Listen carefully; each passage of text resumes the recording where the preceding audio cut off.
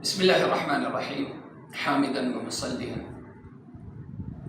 اے Khan research society سے حاضر خدمت ہے آپ کا بھائی مفتی نذیر احمد خان۔ بجائے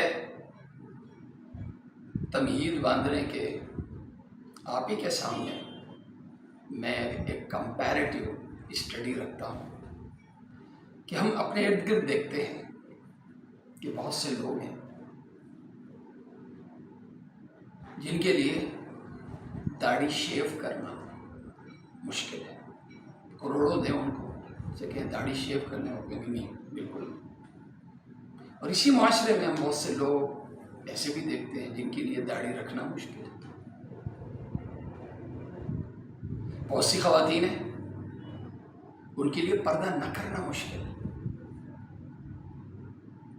اپنے جسم کا کوئی حصہ دکھانا کھولنا مشکل، لیکن بہت سی خواتین ایسی ہیں کہ ان کے لیے پردہ کرنا مشکل، پورے کپڑے پہننا ان کے لیے مشکل ہے۔ بہت سے لوگ ایسے ہیں ان کے لیے نماز پڑھنا، مسجد پابندی سے حاضر ہونا 5 نمازوں کے لیے ان کے لیے مشکل، لیکن بہت سے ایسے ہیں کہ ان کے لیے نماز نہ پڑھنا اور مسجد میں حاضری نہ دینا یہ ان کے لیے مشکل۔ اس طرح کی بہت سی مثالیں ہیں۔ مسلمان ہونے کے باوجود، کلمہ گو ہونے کے باوجود یہ فرق کیوں ہے؟ یہ فرق کیوں ہے؟ اگر یہ فرق ہے تو یہ فرق تربیت کا ہے، یہ فرق دلیل کا نہیں ہے کہ دلیل کے بنیاد پہ مسلمانوں کا ایک گروہ کرنے پہ قائل ہوا تو دوسرا گروہ نہ کرنے پہ قائل ہوا۔ ایمان دونوں کا ہے لیکن فرق تربیت کا ہے۔ جنہیں تربیت دین اور دینداری کے ماحول میں ملی ان کے لیے دین پر عمل نہ کرنا مشکل۔ قرآن کریم میں اللہ تعالیٰ کا ارشاد ہے وَلَكِنَّ اللَّهَ حَبَّبَ إِلَيْكُمُ الْإِيمَانَ وَزَيَّنَهُ فِي قُلُوبِكُمْ وَكَرَّهَ إِلَيْكُمُ الْكُفْرَ وَالْفُسُوقَ وَالْعِصْيَانَ أُولَئِكَ هُمُ الرَّاشِدُونَ فَضْلًا مِّنَ اللَّهِ وَنِعْمَةً وَاللَّهُ عَلِيمٌ حَكِيمٌ۔ یہ اللہ ہی ہے کہ اللہ تعالیٰ نے ایمان اور اعمال ایمان کو اللہ تعالیٰ نے تمہاری نظر میں محبوب بنا دیا، اور کفر و فسق و فجور کو اللہ تعالیٰ نے ناپسندیدہ بنا دیا۔ یہ اللہ کا فضل ہے۔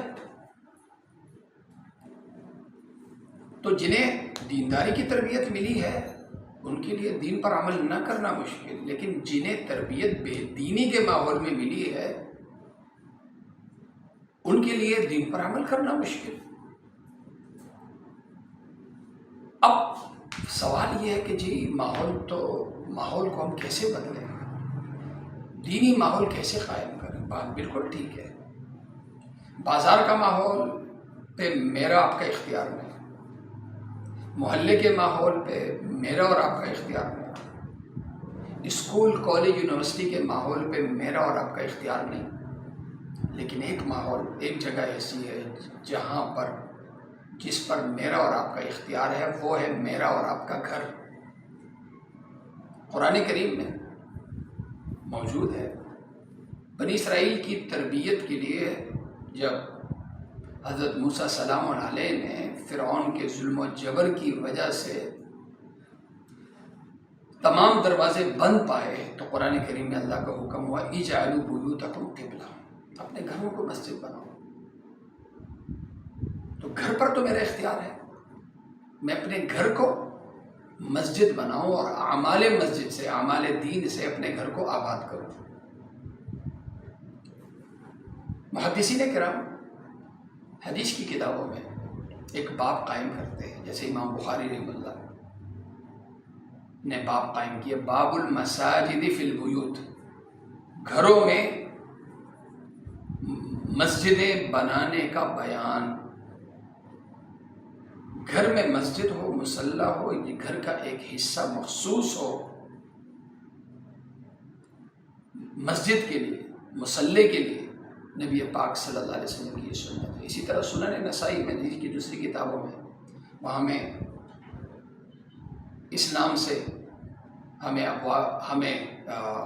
اس کا ذکر ملتا ہے، باب الحث علی الصلاۃ فی البیوت والفضل فیہا، کہ اللہ کے نبی صلی اللہ علیہ وسلم نے ترغیب دی کہ اپنے گھروں میں مصلی قائم کرو، اور اللہ کے نبی صلی اللہ علیہ وسلم کا واضح ارشاد ہے، صلوا فی بیوتکم ولا تجعلوا بیوتکم قبورا، اپنے گھروں میں نماز پڑھو اور اپنے گھروں کو قبرستان مت بناؤ۔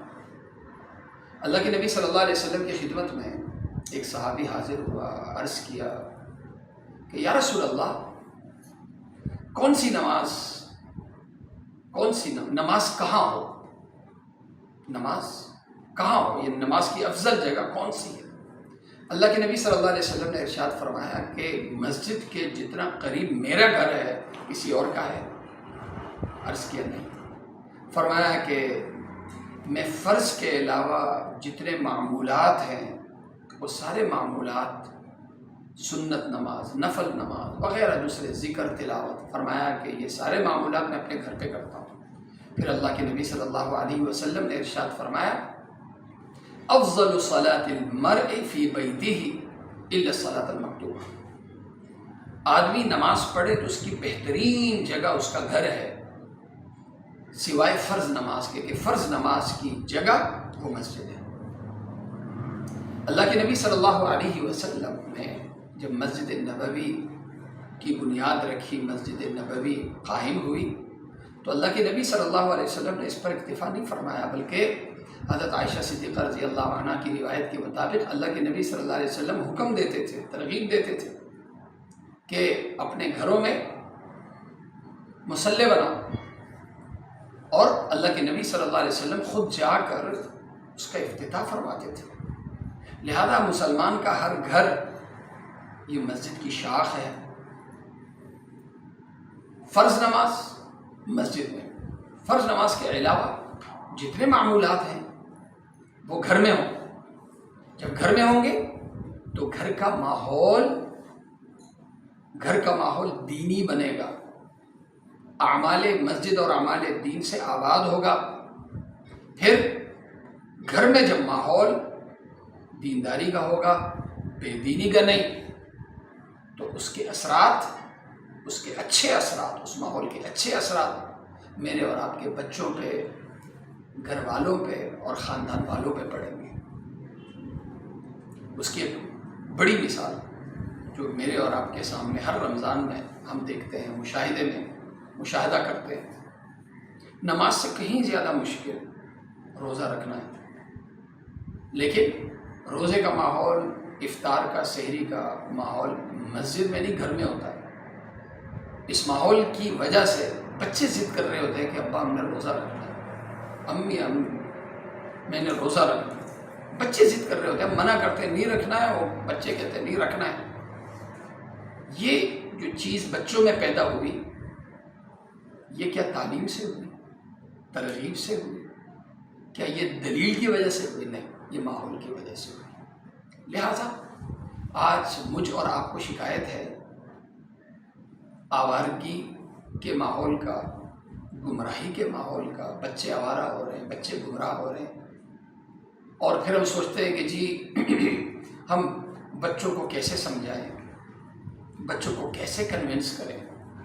آپ کچھ نہ کریں، آپ ایک کام کریں، جناب رسول کریم صلی اللہ علیہ وسلم کی سنت کو زندہ کریں، اور وہ سنت کیا ہے کہ اپنے گھر کو اللہ کا گھر بنائیں۔ لہذا اپنے گھر کا ایک کمرہ، یا اگر کمرہ نہ ہو تو ایک کونا مسجد کے لیے مخصوص کریں، وہاں جائے نماز بھی ہو، قرآن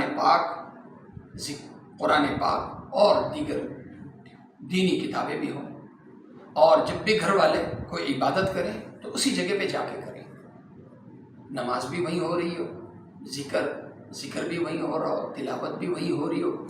اس کے اچھے مثبت اثرات گھر پہ، گھر والوں پہ، بچوں پہ، بچیوں پہ اور آنے والے مہمانوں سب پر پڑیں گے۔ اور بچے زیادہ سے زیادہ کہاں ہوتے ہیں؟ جی گھر میں ہوتے ہیں۔ اسکول سے زیادہ، محلے میں گھومنے پھرنے سے زیادہ، دوستوں کی محفل سے زیادہ کہاں ہوتے ہیں؟ گھر میں ہوتے ہیں۔ جب گھر کا ماحول طاقتور ہوگا دینی اعتبار سے، تو پھر باہر کا ماحول مجھ اور آپ کو اور ہمارے گھر والوں کو پھر متاثر نہیں کر سکے گا۔ اللہ تعالیٰ مجھے اور آپ سب کو عمل کرنے کی توفیق عطا فرمائے۔ وآخر دعوانا الحمدللہ رب العالمین۔